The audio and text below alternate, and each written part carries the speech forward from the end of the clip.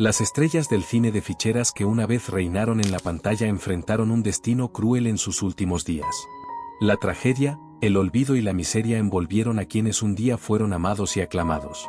Miguel Inclán, célebre villano del cine mexicano, murió en condiciones difíciles el 25 de julio de 1956 en Tijuana, a los 58 años, en Baja California, a causa de un infarto.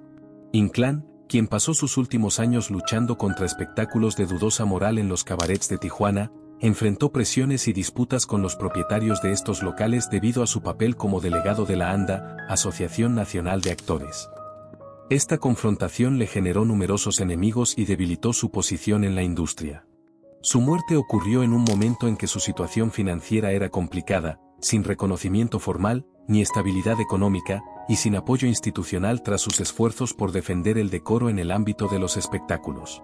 Durante sus últimos días, Inclán se dedicó a establecer una academia de danza para ayudar a artistas menos experimentados a tener una carrera digna, un proyecto que logró inaugurar antes de su fallecimiento. Su muerte fue seguida por rumores de un posible complot en su contra, ya que en esa época varias figuras del entorno periodístico también enfrentaron muertes violentas. Inclán murió sin haber recibido ningún premio o reconocimiento formal por su trabajo, pese a haber interpretado papeles icónicos en el cine de oro mexicano y haber dejado un legado como uno de los villanos más recordados. Alberto Rojas el Caballo, célebre por sus papeles en el cine de ficheras, enfrentó un final difícil marcado por el abandono y la precariedad. A medida que el género fue perdiendo popularidad, las oportunidades de trabajo para el actor disminuyeron drásticamente. Con el tiempo, la falta de ingresos comenzó a afectar su calidad de vida. En sus últimos años, Rojas sufrió problemas de salud graves, incluyendo cáncer de vejiga, una enfermedad que deterioró aún más su estado físico y emocional. La falta de recursos complicó su acceso a tratamientos médicos adecuados, y aunque sus hijos intentaron ayudarlo, la situación económica no permitió un tratamiento constante. Falleció el 21 de febrero de 2016, a los 74 años, en su hogar, donde fue asistido en sus últimos momentos por su hijo Alberto Jr. A pesar de haber alcanzado la fama en su carrera artística, murió sin los medios para cubrir sus gastos médicos y sin los lujos que acompañaron sus años de éxito. Sus restos fueron cremados y descansan en un nicho familiar, pero su muerte resonó entre quienes lamentaron las difíciles circunstancias que vivió al final de su vida. Héctor Lechuga murió el 13 de julio de 2017 en su casa de la Colonia Florida, Ciudad de México, a los 90 años, a causa de un infarto al miocardio asociado con la enfermedad de Alzheimer, que avanzó implacablemente en sus últimos años y lo dejó física y mentalmente deteriorado, padeciendo una condición debilitante y sin posibilidad de retomar su vida pública. Héctor vivió sus días finales en un estado de aislamiento junto a su esposa Aurora Sánchez, quien lo cuidó hasta el final. Los estragos de su condición afectaron profundamente su movilidad y su capacidad de comunicación a lo largo de sus últimos años. El Alzheimer avanzó de manera inexorable, marcando el final de una vida que había sido tan vibrante en sus años de trabajo artístico. De tal forma que Héctor se encontró en una situación de dependencia total, lo que apagó su habitual vitalidad y humor. Su enfermedad lo llevó a retirarse casi por completo del mundo que había marcado durante décadas como pionero de la crítica social en la comedia mexicana, enfrentando un final de vida muy alejado de la fama y rodeado solo de unos pocos seres queridos. Su fallecimiento y posterior cremación marcaron el cierre de una vida que, a pesar de su éxito y creatividad, concluyó en un aislamiento profundo y con la ausencia de aquellos que, en otro tiempo, lo acompañaron en su carrera. Alfonso Sayas, aclamado por su papel en el cine de ficheras, pasó sus últimos días en un hospital de la Ciudad de México tras un rápido deterioro de salud, después de celebrar su cumpleaños 80. Inicialmente ingresó por una complicación menor, pero su condición se agravó hasta el punto de ser inducido a un coma. Finalmente, falleció el 8 de julio de 2021 a causa de un paro respiratorio.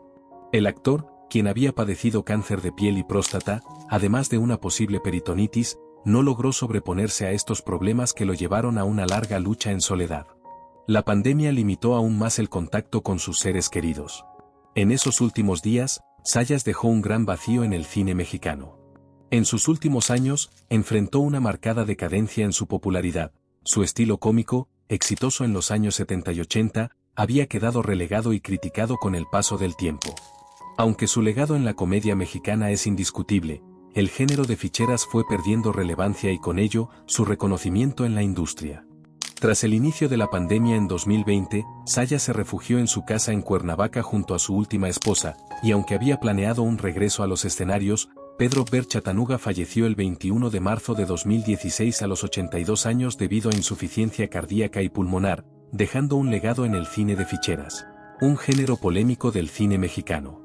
Días antes de su fallecimiento, Ber había sido hospitalizado por problemas de salud, pero fue dado de alta y se encontraba en casa, donde su familia esperaba que se recuperara.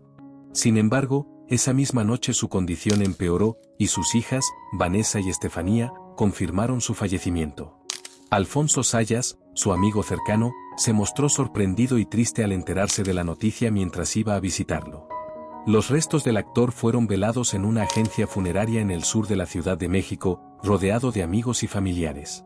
Chatanuga fue una figura reconocida en el cine de ficheras, con papeles icónicos en cintas como El Rey de las Ficheras y Pedro Navaja. Su carrera en cine, televisión y teatro fue prolífica, destacándose en telenovelas como El privilegio de amar y Rebelde. Antes de su vida en el espectáculo, trabajó en el Hospital Psiquiátrico La Castañeda y como maestro de ceremonias en la Caravana Corona. Sus problemas de salud comenzaron en 2004 debido a su peso, que sobrepasaba los 120 kilogramos, lo que lo obligó a seguir una dieta estricta y a someterse a estudios cardiovasculares. Hasta sus últimos años, Roberto el Flaco Guzmán fue internado de urgencia el 1 de agosto de 2002 en el Hospital Santa Elena de la Ciudad de México, tras ser hallado inconsciente en su bañera con múltiples golpes en la cabeza. Los paramédicos señalaron que Guzmán sufrió una caída mientras se bañaba, lo que provocó un infarto cerebral. Aunque inicialmente se le reportó como estable, su condición empeoró en los días siguientes, finalmente, falleció el 9 de agosto de 2002, a los 65 años. Aunque oficialmente se atribuyó su muerte a la caída, su familia dudaba de esta versión debido a la gravedad de sus heridas, que consideraron excesivas para un simple resbalón. Las circunstancias de su muerte generaron sospechas, ya que los hematomas en su cuerpo y una profunda herida en su cabeza hacían dudar a sus familiares, quienes llegaron a exigir una investigación y una exhumación del cuerpo. Estas demandas surgieron también porque el asistente personal del actor, quien había estado cerca de él en sus últimos días, desapareció tras el accidente y nunca se presentó en el hospital ni en el funeral. A pesar de las solicitudes de la familia, las autoridades no avanzaron en una investigación formal y el caso quedó sin resolverse. Jorge Lavat pasó sus últimos años enfrentando dificultades personales y profesionales, marcados por la controversia. En 2005, su hija Adriana Lavat lo acusó públicamente de maltrato, lo que provocó que Televisa lo despidiera tras 40 años de carrera. Aunque intentó reconstruir su vida profesional en TV Azteca, fue secuestrado y extorsionado durante una noche en un acto aparentemente motivado por la misma acusación, lo cual afectó gravemente su reputación. A pesar de rechazar las acusaciones y señalar que podrían haber sido provocadas por resentimientos familiares, Lavat cargó con la sombra de esta polémica hasta sus últimos días. Incluso cuando intentaba recuperar su carrera en 2011, mientras participaba en la telenovela Eva Luna, el actor comenzó a sufrir fuertes dolores de espalda, resultado de una antigua lesión no tratada adecuadamente. Tras varias intervenciones quirúrgicas, una infección derivada del implante médico complicó su estado y lo indujo a un coma. El 14 de septiembre de 2011, falleció en el Hospital Santa Elena a los 78 años. Una enfermera insinuó que la infección pudo haber sido causada por falta de higiene en el hospital, pero esta versión nunca fue confirmada. Lavat fue despedido en una misa privada, sin la presencia de Adriana, quien años después declaró que la acusación en su contra había sido un invento mediático, dejando en el público un legado mezclado entre éxitos y polémicas. José René Ruiz Martínez, conocido artísticamente como Tuntún, murió el 16 de octubre de 1993, a los 61 años, víctima de un infarto cardíaco en la casa del actor. Tras años de éxitos en el cine mexicano, especialmente en el género de ficheras, su vida personal sufrió varios reveses que lo llevaron a un triste final. Su carrera resplandeció en la época dorada del cine, pero el declive de su popularidad, sumado a la traición de su esposa Rocío Gans, quien se quedó con todos sus ahorros y lo alejó de sus hijos, lo dejó sin recursos y en profunda soledad. En sus últimos días, acudió a sus colegas en busca de apoyo, logrando residir en la casa del actor, donde recibió ayuda, pero sin poder escapar de la tristeza que lo embargaba. A pesar de un resurgimiento temporal en el cine de ficheras y de buscar un nuevo propósito en la masonería, nunca recuperó la estabilidad emocional que tanto anhelaba. Durante años, su salud se fue deteriorando, exacerbada por la ausencia de su familia y el abandono en el que vivía, sumados a su muerte, conmocionaron al medio artístico y a sus seguidores, quienes recordaron su contribución al cine mexicano y su impacto en la cultura popular. Sergio Ramos Gutiérrez, conocido como El Comanche, falleció en junio de 2004, a los 68 años, debido a una insuficiencia renal que se complicó a raíz de su prolongado abuso de alcohol y fármacos. En sus últimos años, Sergio Ramos enfrentó un severo deterioro físico, y su estado de salud se agravó rápidamente, limitándolo a un estilo de vida solitario y aislado de los escenarios que marcaron su carrera.